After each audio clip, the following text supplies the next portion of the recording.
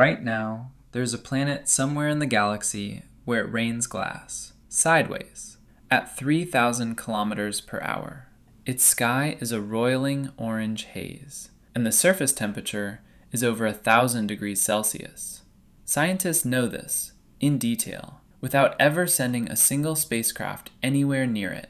Your whole life, the assumption was probably that planets beyond our solar system were theoretical, maybe out there, probably common, almost certainly real, but too far to ever actually observe. That assumption collapsed in the 1990s. Over 5,000 planets beyond our solar system have now been confirmed. 5,000 worlds, most of them stranger than anything human fiction ever managed to invent.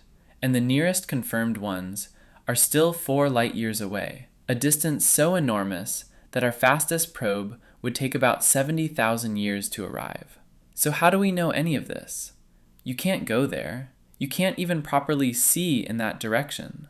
A planet the size of Earth is roughly 1 billion times fainter than the star it orbits. Trying to spot one directly is like looking for a firefly hovering next to a searchlight from miles away at noon. So astronomers did what people always do when the direct approach clearly won't work. They went around it. The first method that's worked at real scale is called the transit method. The concept is almost embarrassingly simple. If a planet's orbit is lined up just right from your perspective, it will occasionally pass directly between you and its star. When it does, it blocks a tiny fraction of that star's light. How tiny? A Jupiter-sized planet crossing in front of a sun-like star dims the light by about 1%. An Earth-sized planet? 1/100th of 1%. That's not a flicker you'd notice. It's a signal so faint that catching it required a telescope that did nothing else. In 2009, NASA launched the Kepler Space Telescope, named after Johannes Kepler, the 17th century mathematician who first mapped how planets move. Kepler stared at roughly 150,000 stars simultaneously, unblinking, for 9 years, just looking for dips, the same dip, repeating on a fixed schedule. That repetition is everything. A dip that returns every 4 days means a planet with a 4-day orbit. Measure the depth, and you get the planet's size. Factor in the star's temperature, and you know how much energy this planet receives. Enough to boil rock? Enough to keep water liquid? All of that.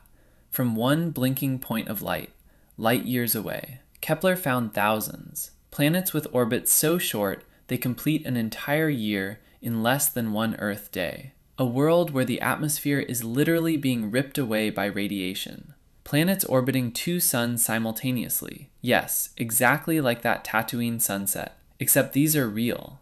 NASA's follow-up mission, TESS, the Transiting Exoplanet Survey Satellite, launched in 2018 and extended Kepler's work across nearly the entire sky. Together, the 2 missions completely rewrote our picture of how common planets actually are. But the transit method has a serious limitation.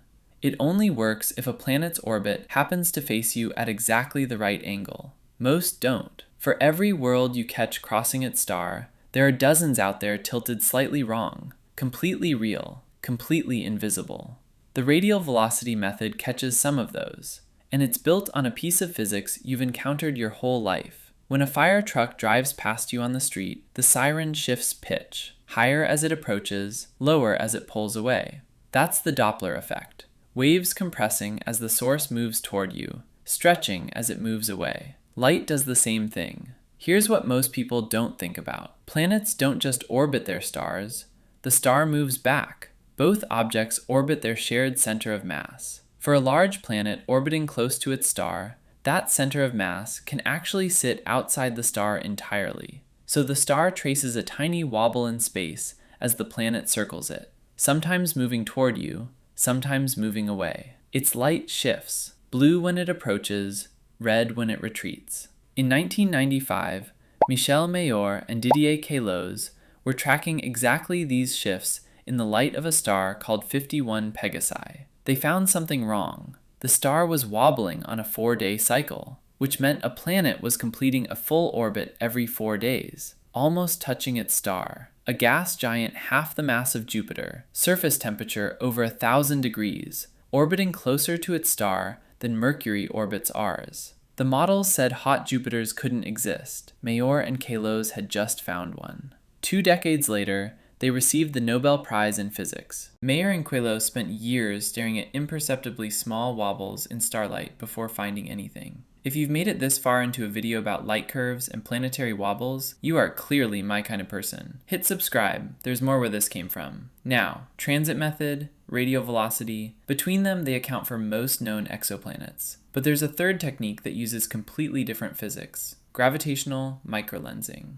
Einstein calculated in 1915 that gravity bends light, massive objects warp space-time, and light curves through that warped space. So here's the setup. If a star, with a planet in orbit, passes directly in front of a more distant background star, the closer star's gravity bends the background star's light around it, focusing more of it toward you. The background star appears to suddenly brighten. That's a microlensing event. And if the lens star has a planet, the planet creates a second, shorter spike in brightness, a flash inside a flash. The whole event might last a few hours. You detect a world that may be thousands of light years away, through a once-in-eternity geometric alignment, and then the window closes. That planet disappears back into the dark. You will never see it again. Then there's direct imaging, actually photographing a planet around another star. It sounds like the most obvious approach. It's by far the hardest. The star is blindingly bright. The planet next to it is not. In visible light, the star tends to drown everything nearby into nothing. But the James Webb Space Telescope changed what's possible. In infrared light, where planets are relatively brighter compared to their stars, Webb has now captured direct photographs of giant planets orbiting distant suns. And it goes further. Webb reads the chemistry of their atmospheres. It detects specific absorption lines, wavelengths that particular molecules absorb as light passes through. From here, 400 light years away, it finds methane, carbon dioxide, water vapor. This is the first step towards something much bigger, looking for biosignatures, chemical signatures that could only be produced by living things. No one has found one yet. One of the most watched targets is a system called TRAPPIST-1, 7 Earth-sized planets orbiting a small red dwarf star about 40 light-years from here. 3 of those planets sit inside the habitable zone. TRAPPIST-1 was discovered through the transit method, when the star dimmed 7 times in a row as each planet crossed its face one by one. Webb has already begun reading their atmospheres. Not because anyone is certain something lives there, but because for the first time in history, we have a tool that could actually detect it if something did. And here's the number that should change how you look at the sky tonight. Based on everything Kepler and TESS and radial velocity surveys have found, the average star in the Milky Way has more than one planet. Our galaxy has roughly 200 billion stars, which means there are probably more planets in the Milky Way than there are stars.